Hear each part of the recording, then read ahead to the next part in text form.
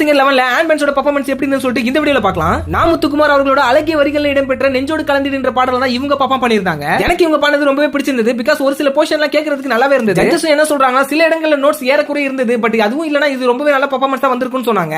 அந்த கமெண்ட்டையுமே உன்னிகிருஷ்ணன் அவர்கள் தான் பாத்தீங்கன்னா நோட் பண்ணி சொன்னாரு. பிகாஸ் இந்த பாட்டை பாடுனது அவர் தான் ஒரிஜினலா, பட் இந்த பெர்ஃபார்மன்ஸ்க்கே ஒரு துரோகம் விளைவிக்கிற மாதிரி தமிழ் ஒரு விஷயம் பண்ணியிருந்தாரு. அதை யாராலுமே ஏத்துக்க முடியாது. 10க்கு வெறும் 4 மதிப்பெண்கள் கொடுத்தது பாத்தீங்கன்னா இது வரைக்குமே சூப்பர் சிங்கர் ஹிஸ்டரியில நடக்காத ஒண்ணு. இந்த ஒரு விஷயத்தை வச்சு அவர் பார்ஷியாலிட்டி பாக்குறான்றது அப்பட்டமாவே தெரியுது. பிகாஸ் இவங்களுக்கு அடுத்ததா மதுரான்ற கண்டஸ்டன்ட் பாத்தீங்கன்னா ஏழேலமா சாங்க பெர்ஃபார்ம் பண்ணிருந்தாங்க. அவங்க நல்லா பாடுனாங்களா இல்லையா கேட்டா 50-50 தான் சொல்லணும். பிகாஸ் ஒரிஜினல் சங்கதி எல்லாம் போடாம அவங்களுக்கான ஓன் சங்கதியை போட்டு அந்த சாங்க பெர்ஃபார்ம் பண்ணிருந்தாங்க.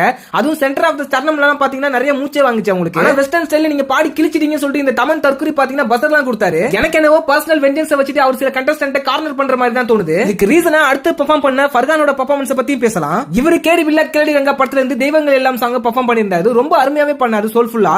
அந்த பாட்டோட ஆள என்னவோ அதை புரிஞ்சுக்கிட்டு நீங்க பெர்ஃபார்ம் பண்ணீங்க சொல்லிட்டு ஜட்ஜஸ் சில பேரும் கமெண்ட் சொன்னாங்க. தமன் என்ன சொல்றாருன்னா, நல்லா இருந்துச்சு, பட் இன்னும் நீங்க புஷ் பண்ணணும், ஹார்ட் ஒர்க் பண்ணணும், அப்பதான் இன்னும் growth ஆக முடியும் சொல்லிட்டு தேவலாம பேசிட்டு இருந்தாரு. சரி ஓகே, ஏதோ குறை சொல்லிட்டாரு, அதுக்கேத்த மார்க்ஸ் ஆச்சு தரணும். இவர் 6 மேல கொடுக்கவே மாட்டாரு போல, கரெக்டா 6 மட்டும் கொடுத்திருக்காரு. ஓர வஞ்சனை பாக்குறாருன்றது இதுல இருந்து நல்லாவே தெரியுது. இதுல வேற தமன் 2.1 சொல்லிட்டு பீத்திக்கிறாரு.